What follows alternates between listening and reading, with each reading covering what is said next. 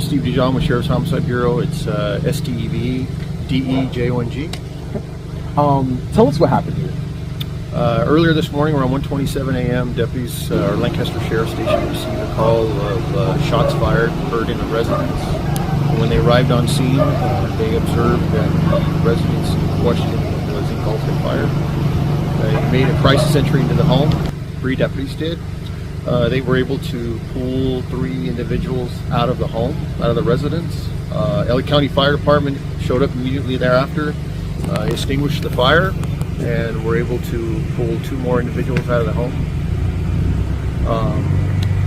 At that point in time, unfortunately, the medical personnel and the deputies on scene realized that 4 of the 5 individuals pulled from the home sustained gunshot wounds.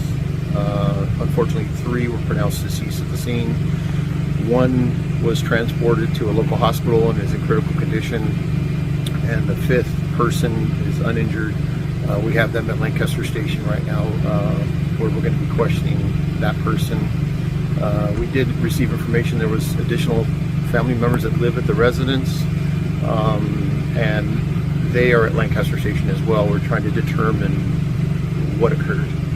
Can you have me move a little bit more because the sun is coming right quick? Move a little bit. Read this up this way.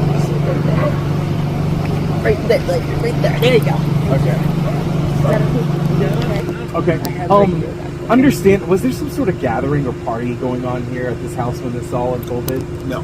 No? It's our understanding that all the family members that were at this home at the time went to bed earlier in the week. And one of the family members is surviving. The family member that we have at the station.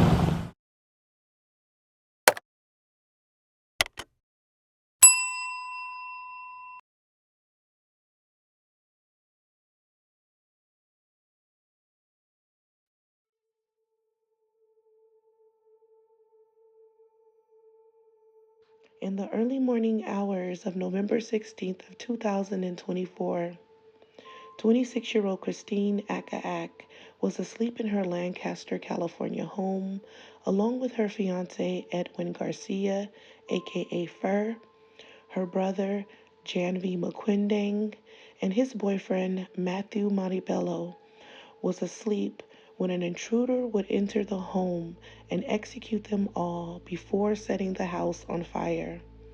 In order to understand this tragic, sad case, I need you to come with me to Lancaster, California.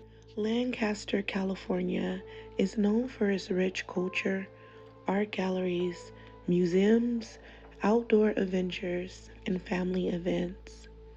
It's located about an hour from Los Angeles, California, and about 3 hours from San Diego, California. Lancaster have a beautiful reputation for beautiful sceneries and wide open spaces. But one thing about Lancaster is it has a dark side. That dark side is full of heavy traffic of crime and homicides, solved and unsolved. Let's dive into this next case.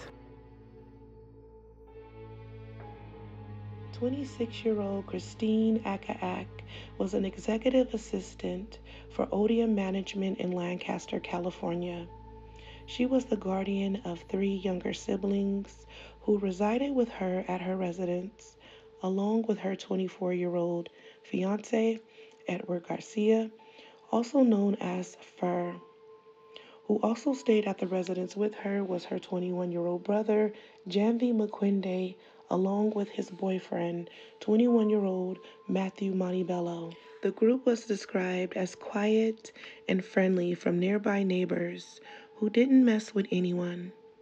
On the early morning hours around 1 a.m., as everyone slept peacefully in their home on the 4400 block of Tabler Avenue, 19-year-old Miguel Diego Sandoval will break into the home and open fire on Christine Akaak, Edward Garcia, John V. McQuindang, and Matthew Montebello. He then would turn his gun on Christine Akaak's 3 dogs before setting the house on fire in order to cover up the evidence. Miguel Sandoval didn't realize that Christine's 16-year-old sister had been awake during the deadly massacre and heard shots from her bedroom. Terrified, she would close herself into her closet and call 911 around 1:27 a.m. Dispatchers from LA County would receive a call from Christine's sister stating that multiple people were shot in the home. And as authorities would arrive to the home on Tabler Avenue, they would be approached by a fully engulfed home that contained heavy smoke and flames. As firefighters will put out the flames, they will find the bodies of 26-year-old Christine Ack, her fiance, 24-year-old Edwin Fernando Garcia, and her 21-year-old brother, Janvi Makwendang, all pronounced dead at the scene.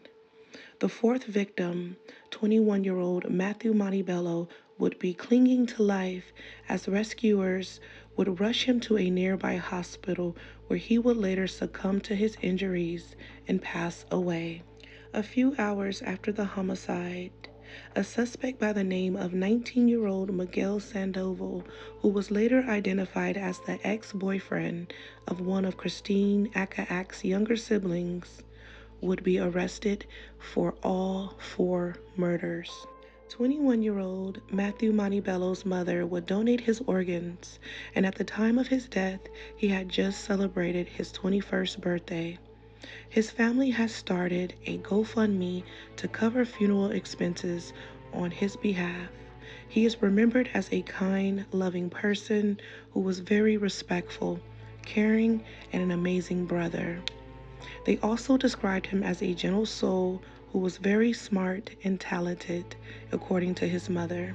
Christine Ack was described as a loving sister who was funny and vibrant. She was loved by so many and had an infectious laugh. She was known for her generosity and her ability to welcome others. Her 21-year-old brother, Janvi Makwendang, was a high school valedictorian. He was successful in making his mark on the world. He was described as being very kind, intelligent, and had a great sense of humor. They also said that he had a long-lasting impact on everyone he met.